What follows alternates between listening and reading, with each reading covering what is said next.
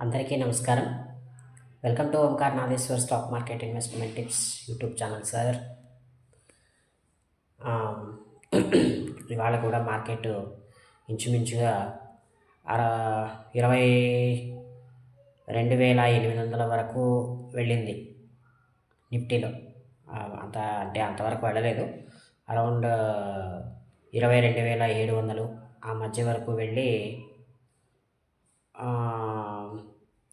22,650 అక్కడ క్లోజ్ అయినట్టుంది. అంటే నేను ఒకసారి చూసినప్పుడైతే 22,700 దగ్గర మార్కెట్ అయితే ఉండేది. బ్యాంక్ నిఫ్టీ కూడా ఇంచుమించుగా 48,600 ఆ రేంజ్ దాకా కూడా రావడం నేనైతే ఒకసారి గమనించాను.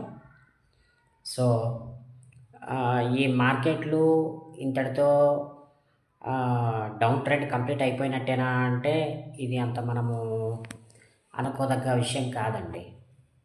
అయితే మార్కెట్లు ఇక మీదట ఎలా ఉంటాయనేది దట్ ఈజ్ ఏ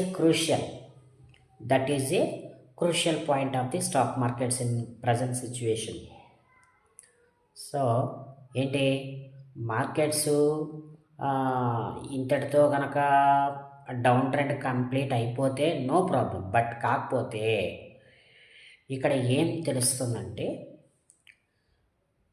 22,500 మీదన సస్టైన్ అవ్వగలిగితే ఈ వీక్ అంతా కొంతకాలం మనము ఈ ఫాల్ని చూడకుండా ఉండొచ్చు. అయితే చాలా రోజుల తర్వాత ఈ వీక్లో రెండవ రోజు అప్ ట్రెండ్ అనేది మనం గమనించాం.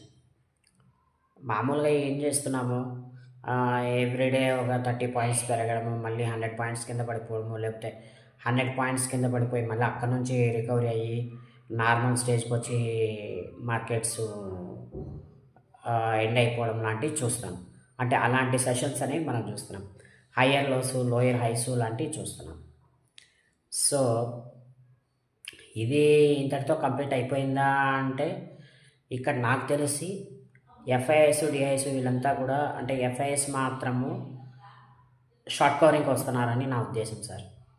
ఎందుకంటే వీళ్ళు ఎక్కడి దాకా వస్తారంటే అరౌండ్ నిఫ్టీలో చూసుకుంటే ఒక 3,200 దాకా వచ్చే అవకాశం అయితే ఉంది, లేదా 3,400, 416 ఆ రేంజ్ దాకా వచ్చే అవకాశం అయితే ఉంది. సో అక్కడైనా ఆగుతారా అంటే అక్కడైనా సెల్ చేస్తారా అంటే